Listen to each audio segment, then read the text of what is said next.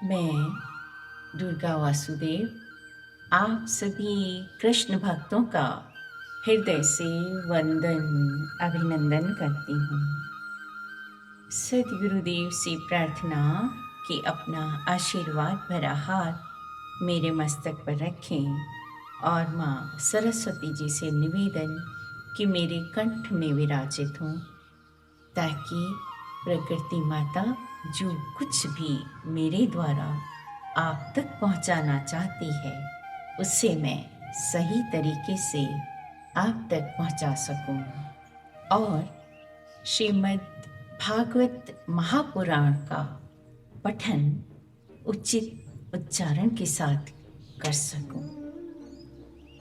जैसा कि आपने श्रीमद् भागवत महात्म्य में सुना कि श्रीमद् भागवत महापुराण की कथा जो है वो मोक्षदायिनी है, तो कई लोग इसको इस तरह से लेते होंगे कि भाई जैसे धुंधकारी को मरने के बाद मुक्ति चाहिए थी इसलिए उसने सुना, राजा परीक्षित मृत्यु का समय नज़दीक देख के इसलिए सुना।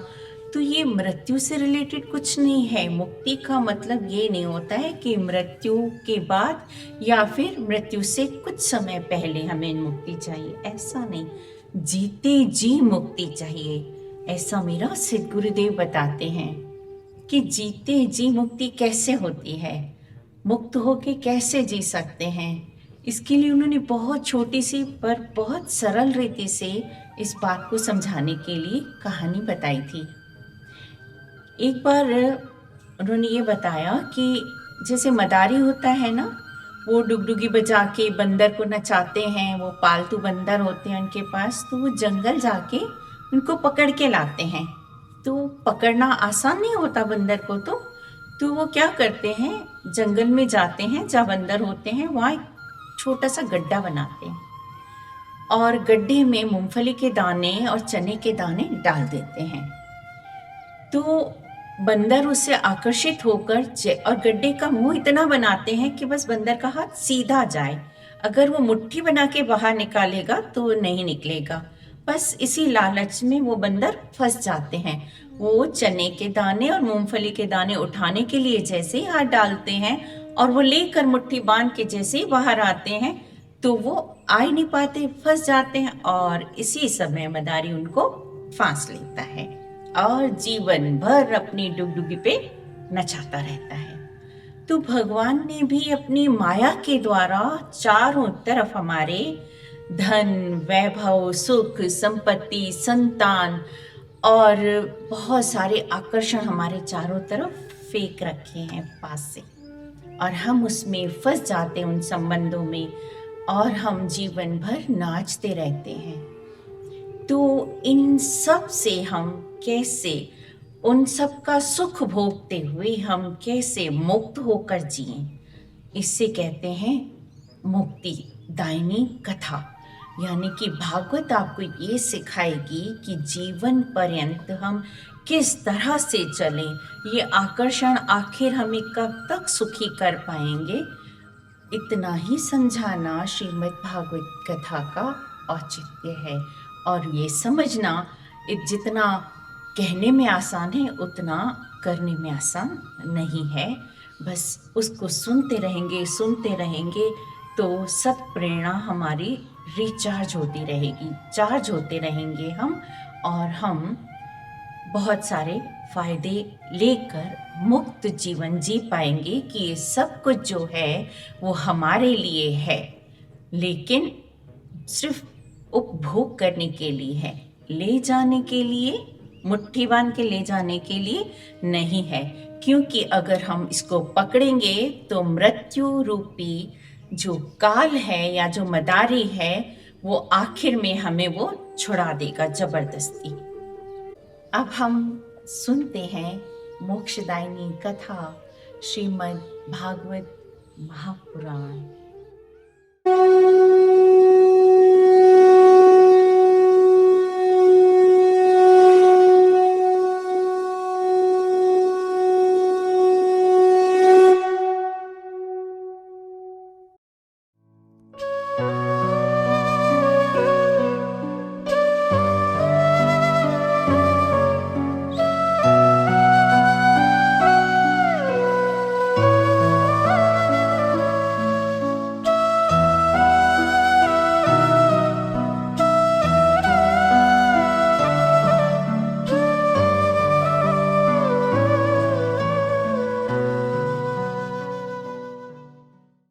श्री गणेशाय नमः। श्रीमद् भागवत महापुराण प्रथम स्कंद पहला अध्याय। श्री सूची से शौनकादिक ऋषियों का प्रश्न। मंगलाचरण। जिससे इस जगत की सृष्टि, स्थिति और प्रलय होते हैं, जो स्वयं प्रकाश हैं, जैसे तेजोमय सूर्य रश्मियों से जल का, जल में स्थल का और स्थल में जल का भ्रम होता है, वैसे ही जिसमें यह त्रिगुणमयी जागृत, स्वप्न, सुषुप्ति रूपा सृष्टि मिथ्या होने पर भी सत्यवत प्रतीत हो रही है, उस माया और माया कार्य से पूर्णतः मुक्त रहने वाले परम सत्य रूप परमात्मा का हम ध्यान करते हैं। कथा आरंभ। एक बार भगवान विष्णु एवं देवताओं के परम पुण्यमय क्षेत्र नैमिषारण्य में शौनकादि ऋषियों ने भगवत प्राप्ति की इच्छा से सहस्त्र वर्षों में पूरे होने वाले एक महान यज्ञ का अनुष्ठान किया। एक दिन उन लोगों ने प्रातःकाल अग्निहोत्र आदि नित्य कृत्यों से निवृत्त होकर सूची का पूजन किया और उन्हें ऊंचे आसन पर बिठाकर बड़े आदर से प्रश्न किया। ऋषियों ने कहा, सूची, आप निष्पाप हैं। आपने समस्त इतिहास, पुराण और धर्मशास्त्रों का विधि पूर्वक अध्ययन किया है तथा उनकी भली भांति व्याख्या भी की है। वेद वेदाओं में श्रेष्ठ भगवान के सगुण निर्गुण रूप को जानने वाले, उन्हें जिन विषयों का ज्ञान है वह सब आप वास्तविक रूप से जानते हैं। आपका हृदय बड़ा ही सरल और शुद्ध है। आयुष्मान, आप कृपा करके यह बतलाइए कि उन सब शास्त्रों, पुराणों और गुरुजनों के उपदेशों में कलयुगी जीवों के परम कल्याण का सहज साधन आपने क्या निश्चय किया है। आप संत समाज के भूषण हैं। इस कलयुग में प्राय लोगों की आयु कम हो गई है। साधन करने में लोगों की रुचि और प्रवृत्ति भी नहीं है। आप तो परोपकारी हैं। अपनी बुद्धि से उनका सार निकालकर प्राणियों के परम कल्याण के लिए हम श्रद्धालुओं को सुनाइए, जिससे हमारे अंतःकरण की शुद्धि हो जाए। बुद्धिमान सूची, सर्वसमर्थ प्रभु अपनी योग माया से स्वच्छंद लीला करते हैं। आप उन श्री हरि की मंगलमयी अवतार कथाओं का अब वर्णन कीजिए। पुण्य कीर्ति भगवान की लीला सुनने से हमें भी तो तृप्ति हो। यह कलयुग अंतःकरण की पवित्रता और शक्ति नाश करने वाला है। इससे पार पाना कठिन है। जैसे समुद्र से पार जाने वालों को कर्णधार मिल जाए, उसी प्रकार इससे पार पाने की इच्छा रखने वाले हम लोगों से ब्रह्मा ने आपको मिलाया है। हे धर्म रक्षक, हे ब्राह्मण भक्त, योगेश्वर भगवान श्री कृष्ण के अपने धाम से पधार जाने पर धर्म ने अब किसकी शरण ली है, यह भी बताइए। दूसरा अध्याय। भगवत कथा और भगवत भक्ति का महात्म्य। श्री वेदव्यास जी कहते हैं, शौनकादि ब्रह्मवादी ऋषियों से ये प्रश्न सुनकर सूजी ने कहा, सबके हृदय में विराजमान श्री सुखदेव जी मुनि को मैं नमस्कार करता हूँ। यह श्रीमद् भागवत अत्यंत गोपनीय रहस्यात्मक पुराण है। यह भगवत स्वरूप अनुभव कराने वाला और समस्त वेदों का सार है। संसार में फंसे हुए जो लोग इस घोर अज्ञान अंधकार से पार जाना चाहते हैं, उनके लिए आध्यात्मिक तत्वों को प्रकाशित कराने वाला ये अद्वितीय दीपक है। ऋषियों, आपने संपूर्ण विश्व के कल्याण के लिए बहुत सुंदर प्रश्न किया है, क्योंकि यह प्रश्न श्री कृष्ण के संबंध में है और इससे भली भांति आत्मशुद्धि हो जाती है। मनुष्य के लिए सर्वश्रेष्ठ धर्म वही है जिससे भगवान श्री कृष्ण में भक्ति हो। भक्ति भी ऐसी जिसमें किसी प्रकार की कामना न हो और जो नित्य निरंतर बनी रहे। ऐसी भक्ति से हृदय आनंद स्वरूप परमात्मा की उपलब्धि करके कृत्य कृत्य हो जाता है। भगवान श्री कृष्ण में भक्ति होती ही अनन्य प्रेम से उसमें चित्त जोड़ते ही निष्काम ज्ञान और वैराग्य का आविर्भाव हो जाता है। धर्म का ठीक ठीक अनुष्ठान करने पर भी यदि मनुष्य के हृदय में भगवान की लीला कथाओं के प्रति अनुराग का उदय न हो तो वह निरा श्रम ही श्रम है।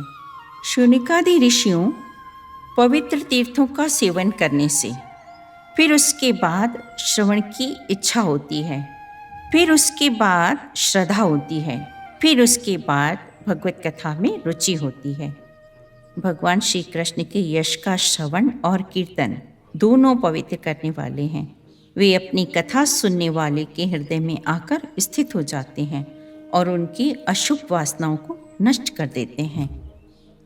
इसी से बुद्धिमान लोग नित्य निरंतर बड़े आनंद से भगवान श्री कृष्ण के प्रति प्रेम भक्ति करते हैं, जिससे आत्म प्रसाद की प्राप्ति होती है। यद्यपि भगवान श्री कृष्ण प्रकृति और उसके गुणों से अतीत हैं, निराले हैं, फिर भी अपनी गुणमयी माया से उससे युक्त सरीखे मालूम पड़ते हैं। वास्तव में तो वे परिपूर्ण विज्ञान आनंद घन हैं। अग्नि तो वस्तुतः एक ही है, परंतु जब वह अनेक प्रकार की लकड़ियों से प्रकट होती है तब अनेक सी मालूम पड़ती है। वैसे ही सबके आत्मरूप भगवान तो एक ही हैं, परंतु प्राणियों की अनेकता से अनेक जैसे जान पड़ते हैं। अध्याय 3। भगवान के अवतारों का वर्णन। सूत जी कहते हैं, सृष्टि के आदि में भगवान ने लोकों के निर्माण की इच्छा की। इच्छा होते ही उन्होंने महत्तत्व पुरुष रूप ग्रहण किया। इसमें 10 इंद्रियां, 1 मन और 5 भूत, ये 16 कलाएं थी। उन्होंने कारण जल में शयन करते हुए जब योग निद्रा का विस्तार किया तब उनके नाभि सरोवर में से एक कमल प्रकट हुआ और उस कमल से प्रजापतियों के अधिपति ब्रह्मा जी उत्पन्न हुए। भगवान के उस विराट रूप के अंग प्रत्यंग में ही समस्त लोकों की कल्पना की गई है। वह भगवान का विशुद्ध सत्वमय श्रेष्ठ रूप है। योगी लोग दिव्य दृष्टि से भगवान के उस रूप का दर्शन करते हैं। भगवान का वह रूप हजारों पैर, जांघें, भुजाएं और मुखों के कारण अत्यंत विलक्षण है। इसमें सहस्त्रों सिर, हजारों कान, हजारों आँखें और हजारों नासिकाएं, हजारों मुकुट, वस्त्र और कुंडल आदि आभूषणों से उल्लसित रहता है। भगवान का यही पुरुष रूप जिसे नारायण कहते हैं, अनेक अवतारों का अक्षय कोश है। इसी से सारे अवतार प्रकट होते हैं।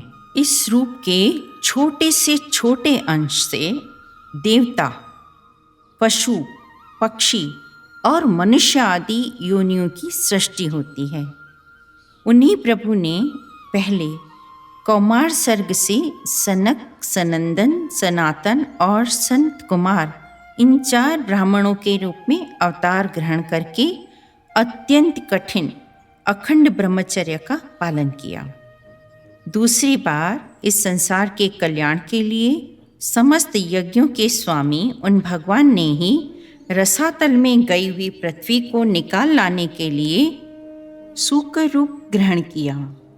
ऋषियों की सृष्टि में उन्होंने देवर्षि नारद के रूप में तीसरा अवतार ग्रहण किया।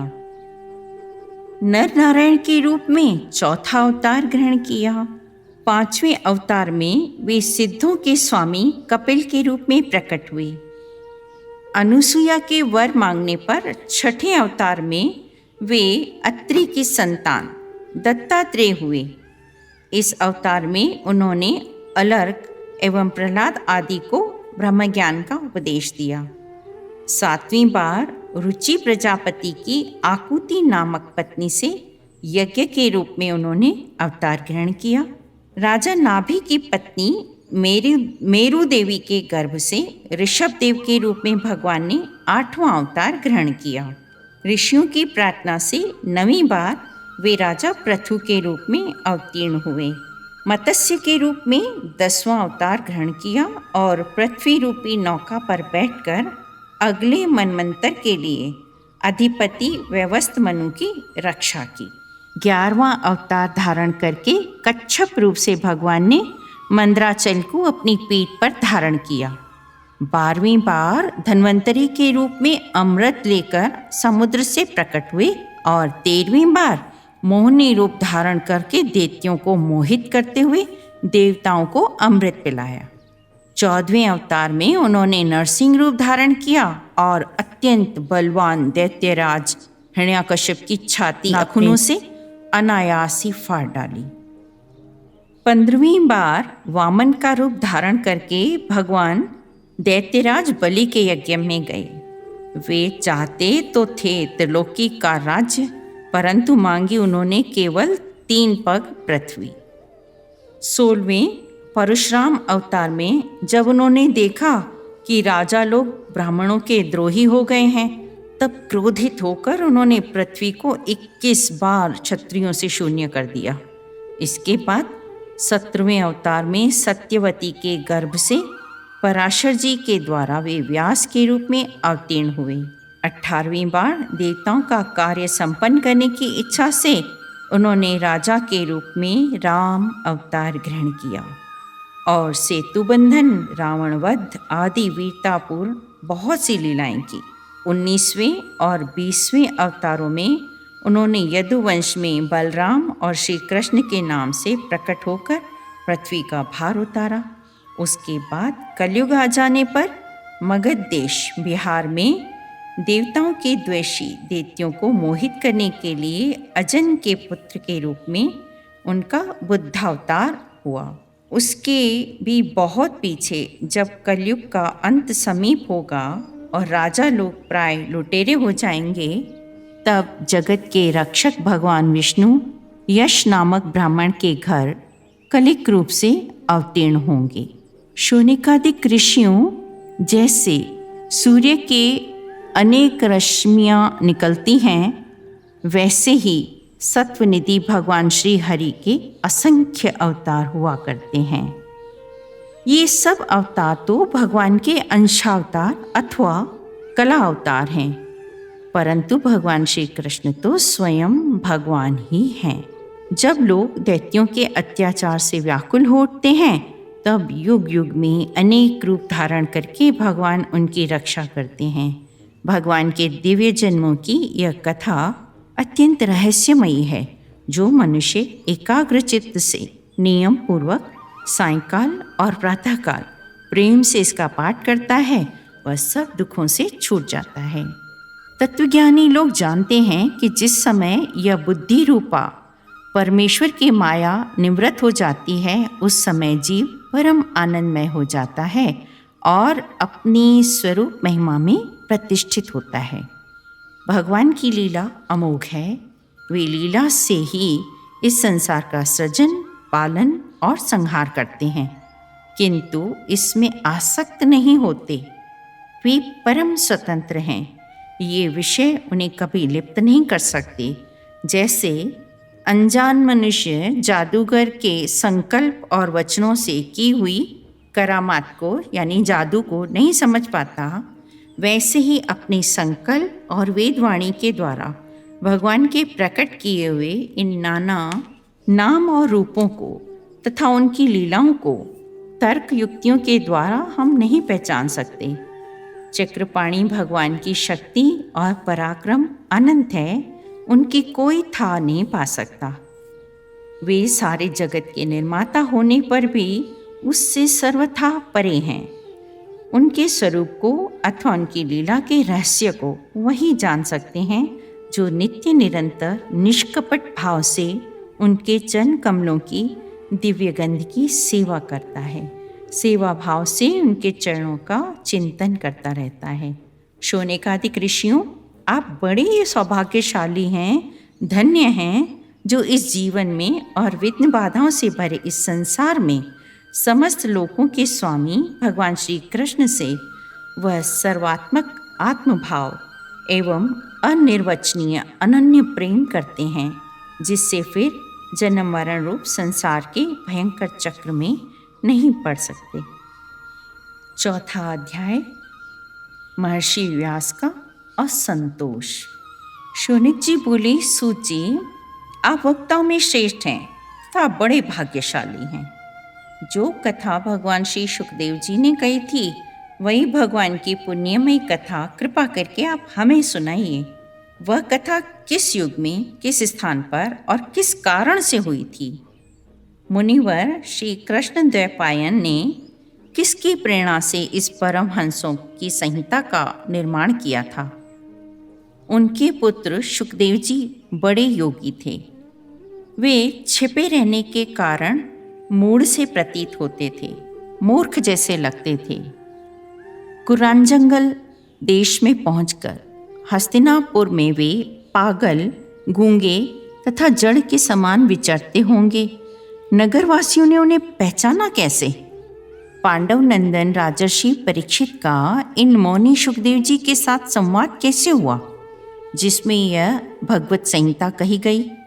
महाभाग सुखदेव जी तो ग्रस्तों के घरों को तीर्थ स्वरूप बना देने के लिए उतनी ही देर उनके दरवाजे पर रहते हैं जितनी देर में एक गाय दुही जाती है। सूत जी, हमने सुना है कि अभिमन्यु नंदन परीक्षित भगवान के बड़े प्रेमी भक्त थे। उनके अत्यंत आश्चर्यमय जन्म और कर्मों का भी वर्णन कीजिए। वे तो पांडव वंश के गौरव बढ़ाने वाले सम्राट थे। वे भला किस कारण से साम्राज्य लक्ष्मी का परित्याग करके गंगा तट पर बैठे थे? सूजी ने कहा, इस वर्तमान चतुर्युगी के तीसरे युग द्वापर में महर्षि पराशर के द्वारा वसुकन्या सत्यवती के गर्भ से भगवान के कला अवतार योगीराज व्यास जी का जन्म हुआ। एक दिन वे सूर्योदय के समय सरस्वती के पवित्र जल में स्नान आदि करके एकांत पवित्र स्थान पर बैठे हुए थे। महर्षि भूत और भविष्य को जानते थे, यानी कि पिछला जो हो गया और जो होने वाला है उन सबको जानते थे। उनकी दृष्टि बड़ी अचूक थी।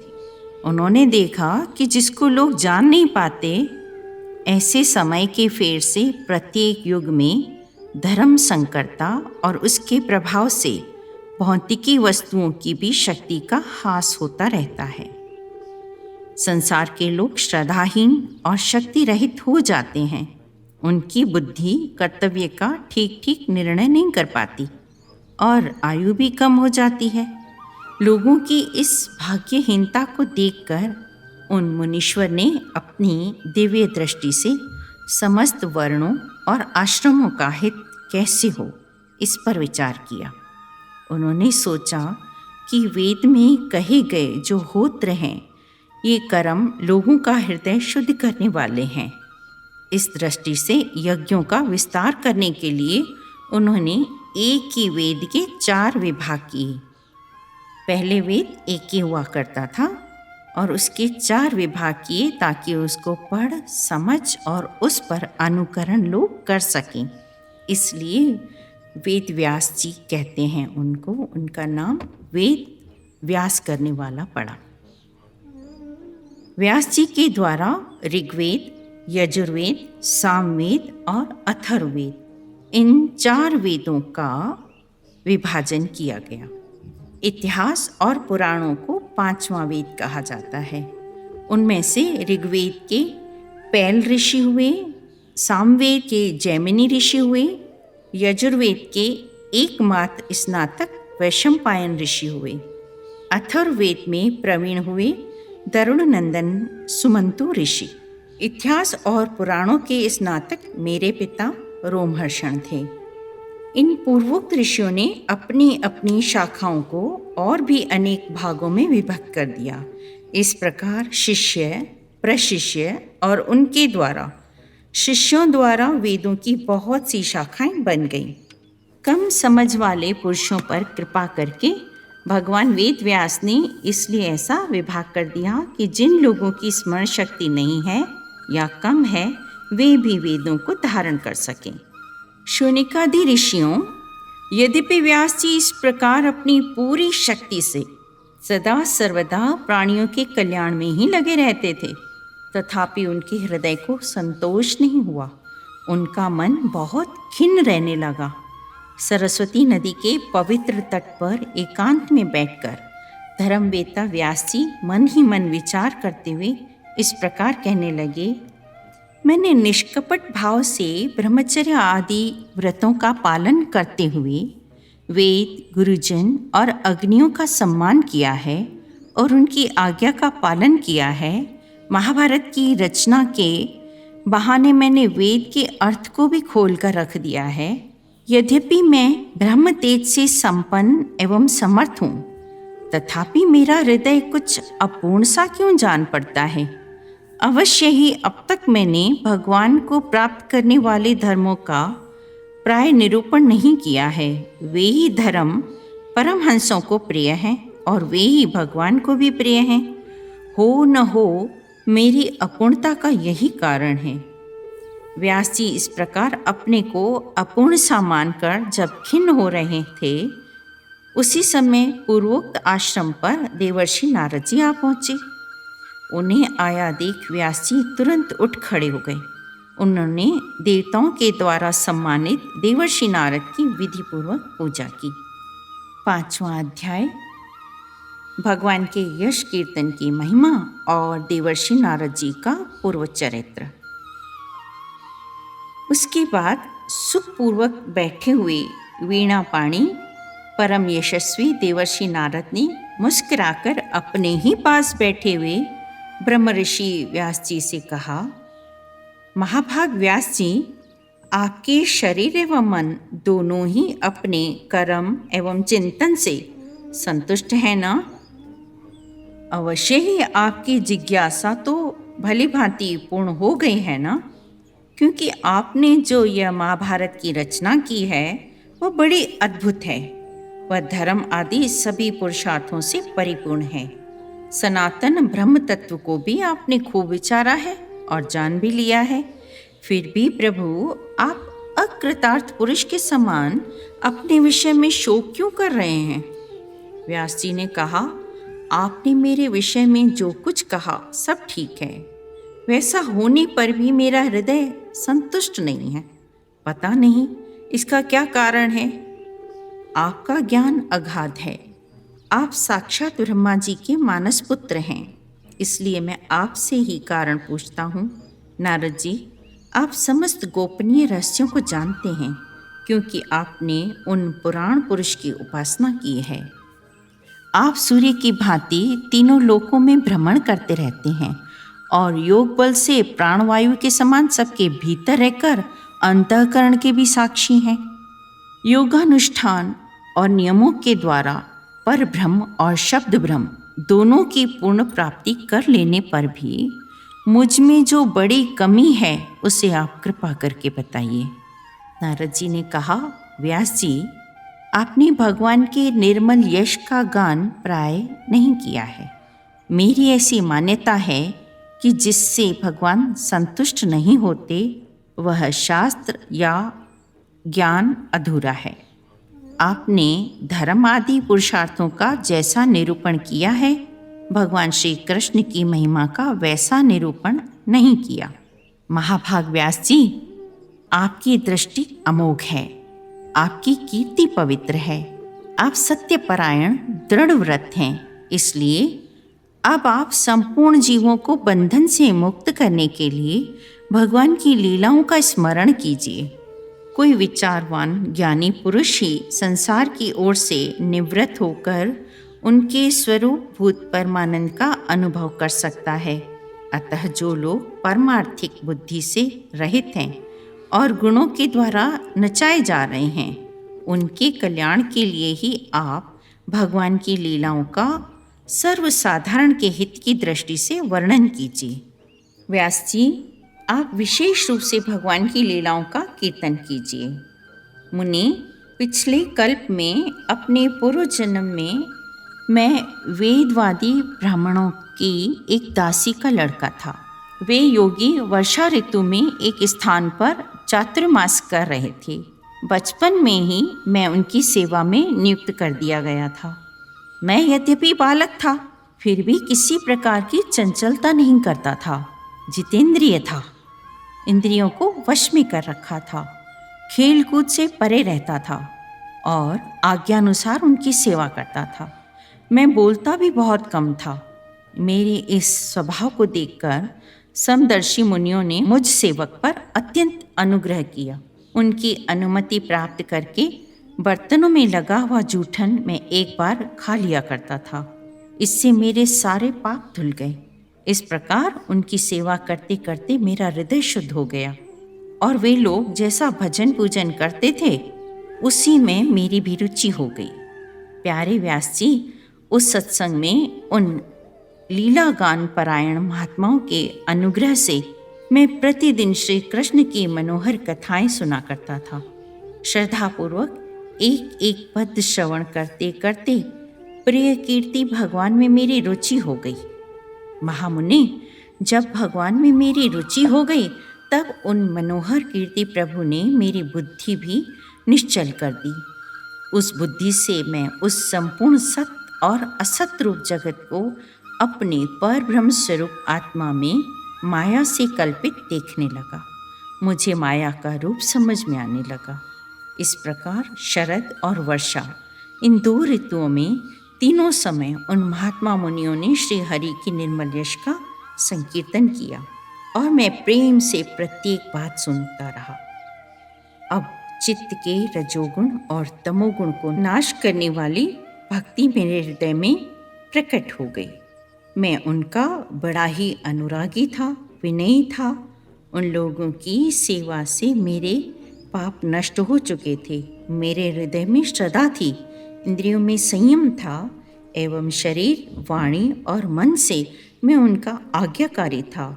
उन दीन वत्सल महात्माओं ने जाते समय कृपा करके मुझे उस गुह्यतम ज्ञान का उपदेश किया जिसका उपदेश स्वयं भगवान ने अपने श्रीमुख से किया है। उस उपदेश से ही जगत के निर्माता भगवान श्री कृष्ण की माया के प्रभाव को मैं जान सका, जिसके जान लेने पर उनके परम पद की प्राप्ति हो जाती है।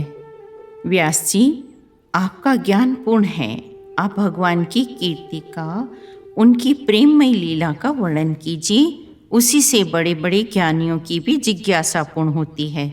जो लोग दुखों के द्वारा बार बार रोंदे जा रहे हैं, उनके दुखों की शांति इसी से ही हो सकती है और कोई उपाय नहीं है।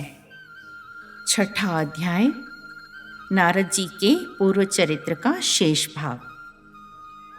श्री सूत जी कहते हैं, शौनिक जी, देवर्षि नारद के जन्म और साधना की बात सुनकर सत्यवती नंदन भगवान श्री वेदव्यास जी ने उनसे फिर यह प्रश्न किया।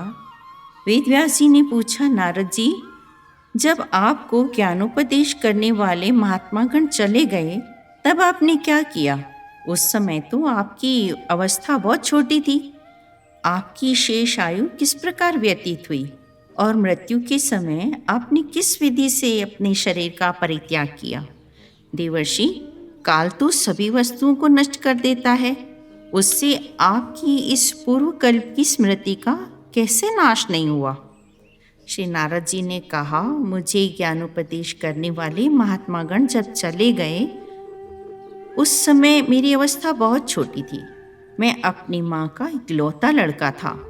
वह तो स्त्री थी, दूसरे दासी थी। मुझे भी उसके सिवा और कोई सहारा नहीं था। उसने अपने को मेरे स्नेह पाश से जकड़ रखा था। वह मेरे योगक्षेम की चिंता तो बहुत करती थी, परंतु पराधीन होने के कारण कुछ कर नहीं पाती थी। एक दिन की बात है, मेरी माँ गौ दूहने के लिए घर से बाहर निकली। रास्ते में उसके पैर से सांप छू गया। उसने उस बेचारी को डस लिया। उस सांप का क्या दोष, काल की ही ऐसी व्यवस्था थी। मैंने समझा भक्तों का मंगल चाहने वाले भगवान का यह भी एक अनुग्रह है। उसके बाद मैं उत्तर दिशा की ओर चल पड़ा। उस ओर मार्ग में मुझे अनेकों धन धान्य से संपन्न देश, नगर, गांव, अहीरों की चलती फिरती बस्तियां, नदी और पर्वतों के तटवर्ती पड़ाव, वाटिकाएं, वन उपवन और रंग बिरंगी धातुओं से युक्त विचित्र पर्वत दिखाई पड़े। कहीं कहीं जंगली वृक्ष थे जिनकी बड़ी बड़ी शाखाएं हाथियों ने तोड़ डाली थी। शीतल जल से भरे हुए जलाशय थे जिनमें देवताओं के काम में आने वाले कमल थे। उन पर पक्षी तरह तरह की बोली बोल रहे थे, भंवरे मंडरा रहे थे। यह सब देखता हुआ मैं आगे बढ़ा। मैं अकेला ही था। इतना लंबा मार्ग तय करने पर मैंने एक घोर जंगल देखा। देखने में बड़ा ही भयानक लगता था। चलते चलते मेरा शरीर और इंद्रियां शिथिल हो गए। मुझे बड़े जोर की प्यास लगी, भूख भी थी। वहाँ एक नदी मिली। मैंने वहाँ स्नान किया, जलपान किया, आचमन किया। इससे मेरी थकावट मिट गई। उस निर्जन वन में एक पीपल के नीचे आसन लगाकर मैं बैठ गया। उन महात्माओं ने जैसा बोला था वैसा मैंने परमात्मा के स्वरूप का ध्यान मन ही मन करने लगा। व्यास जी, उस समय प्रेम भाव के अत्यंत उद्रेक से मेरा रोम रोम पुलकित हो उठा। हृदय इतना शांत और शीतल हो गया। उस आनंद की बाढ़ में मैं ऐसा डूब गया कि मुझे अपना तनिक भी भान न रहा। भगवान का वह अनिर्वचनीय, जो मैं बोल नहीं सकता, जो मैं बता नहीं सकता, जो समस्त शोकों का नाश करने वाला, मन के लिए अत्यंत लुभावना, ऐसा रूप मैंने देखा। फिर अचानक वह रूप अदृश्य हो गया और उसे न देख मैं बहुत ही व्याकुल हो गया। अनमना सा होकर अपने आसन से उठ खड़ा हुआ। मैंने उस स्वरूप का दर्शन फिर करना चाहा, किंतु मन को हृदय में समाहित करके बार बार दर्शन की चेष्टा करने पर भी मैं फिर उसे नहीं देख पाया। मैं अतृप्त के समान आतुर हो उठा, व्याकुल हो उठा। इस प्रकार निर्जन वन में मुझे प्रयत्न करते देख स्वयं भगवान ने बड़ी गंभीर और मधुर वाणी में मेरे शोक को शांत करते हुए कहा, खेद है कि इस जन्म में तुम मेरा दर्शन नहीं कर सकोगे। जिनकी वासनाएं पूर्णतया शांत नहीं हो गई हैं, उन अध कचरे योगियों को मेरा दर्शन अत्यंत दुर्लभ है। निष्पाप बालक, तुम्हारे हृदय में मुझे प्राप्त करने की लालसा जागृत करने के लिए ही मैंने एक बार तुम्हें अपने रूप की झलक दिखाई है। मुझे प्राप्त करने की आकांक्षा से युक्त साधक धीरे धीरे हृदय की संपूर्ण वासनाओं का भली भांति त्याग कर देता है। अकल्पनीय संत सेवा से तुम्हारी चित्तवृत्ति मुझ में स्थिर हो गई है। अब तुम इस प्राकृत मलिन शरीर को छोड़कर मेरे पार्षद हो जाओगे। मुझे प्राप्त करने का तुम्हारा यह दृढ़ निश्चय कभी किसी प्रकार नहीं टूटेगा। समस्त सृष्टि का प्रलय हो जाने पर भी मेरी कृपा से तुम्हें मेरी स्मृति बनी रहेगी। आकाश के समान अव्यक्त सर्वशक्तिमान महान परमात्मा इतना कहकर चुप हो गए। उनकी इस कृपा का अनुभव करके मैंने उन श्रेष्ठों से भी श्रेष्ठतर भगवान को सिर झुकाकर प्रणाम किया। तभी से मैं लज्जा संकोच छोड़कर भगवान के अत्यंत रहस्यमय और मंगलमय मधुर नामों और लीलाओं का कीर्तन और स्मरण करने लगा। इस प्रहा और मंद मत्सर मेरे हृदय से पहले ही निवृत्त हो चुके थे। अब मैं आनंद से काल की प्रतीक्षा करता हुआ पृथ्वी पर विचरने लगा। व्यास जी, इस प्रकार भगवान की कृपा से मेरा हृदय शुद्ध हो गया, आसक्ति मिट गई और मैं श्री कृष्ण परायण हो गया। कुछ समय बाद जैसे एकाएक बिजली कौंध जाती है, वैसे ही अपने समय पर मेरी मृत्यु आ गई। मुझे शुद्ध भगवत पार्षद शरीर प्राप्त होने का अवसर आने पर प्रारब्ध कर्म समाप्त हो जाने के कारण 5 भौतिक शरीर नष्ट हो गया। कल्प के अंत में जिस समय भगवान नारायण 51वें प्रलयकालीन समुद्र के जल में शयन करते हैं, उस समय उनके हृदय में शयन करने की इच्छा से इस सारी सृष्टि को समेटकर ब्रह्मा जी जब प्रवेश करने लगे तब उनके श्वास के साथ मैं भी उनके हृदय में प्रवेश कर गया।